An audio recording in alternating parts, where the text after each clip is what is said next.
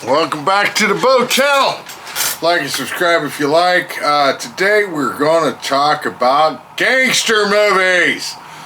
I like gangster stories. It is really a story of America, man. People came here from wherever and they found themselves in whatever struggle they found themselves in, and they're trying to keep their businesses alive, this and that. And I'm not trying to justify all the behaviors in which they did things by any stretch of the imagination, but this is American history. Whether you like it or not, gangsters are American history. Just like black history is American history, gangsters are American history, okay? The Lucchese family, Lucky Luciano, Chukese or whatever his name was. I'm terrible with some of these names. I'm not, the Irish gangster. There was Jewish gangsters, they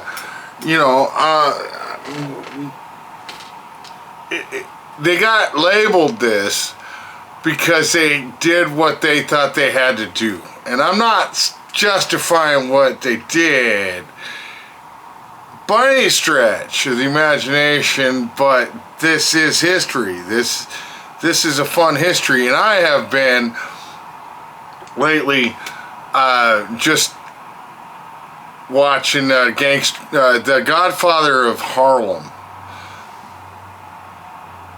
and we're talking black history again, whatever. Look, no gangster figure in American history really represents the gangster lifestyle and what it means to be a businessman that has to get down and dirty now and again more than Bumpy Johnson. That's why they never made a movie about him. They made a whole series about him because he's as complex as General Lee. Everybody go, well, General Lee fought for the South, he's an asshole. He didn't want monuments. He wasn't anything. He was a military man that had a perfect, absolute, spotless career in West Point, and then was asked to fight for something he really didn't believe in. He wasn't an abolitionist. He was a emancipationist, which is, to be honest, an emancipationist was kind of an apologist to slavery, chattel slavery at the time. And I'm not trying to one way or the other. History is what it is. By today's standards, Lincoln was a racist. So was General Grant. General Grant's wife had slaves. General Lee didn't have slaves. General Grant didn't have slaves, but their wives had slaves. History's, like going to another country. They do things different back there. They do things different there. So,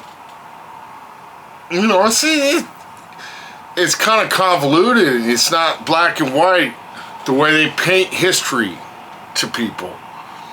So, my relationship with General Lee is the same as it would be with Bumpy Johnson. He sold drugs to his own people that killed his own people, but he did things for his own people too.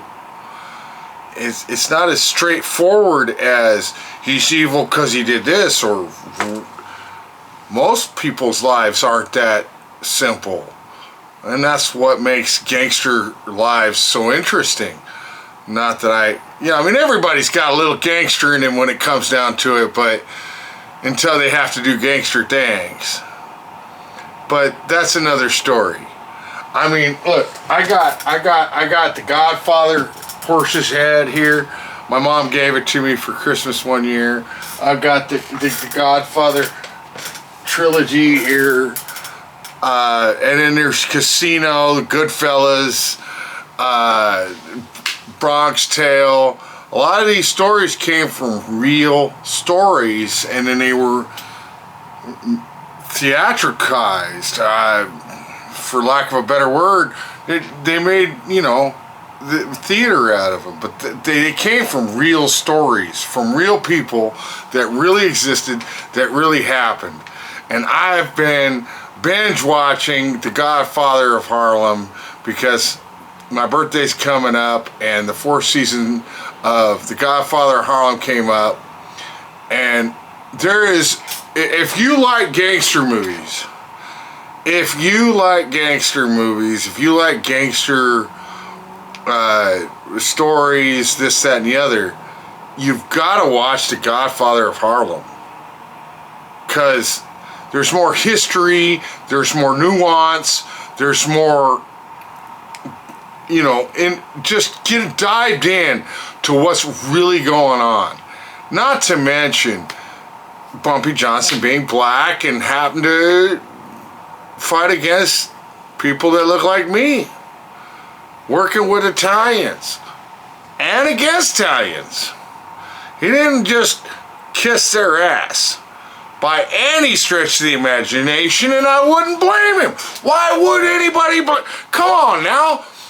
He's trying to do for his people, and he's a good man by his own rights. Sometimes we got to do things that, you know, paint us bad.